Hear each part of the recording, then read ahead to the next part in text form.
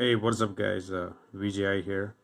So pretty much in this video I'll be showing you how the keyboard on the inside looks like for the model Mercury KB-3780.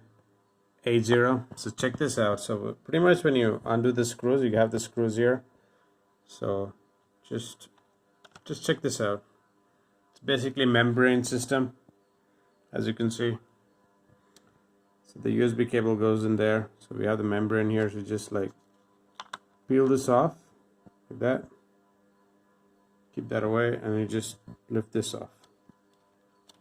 Whoa, look at that. Whoa, there's so many of them.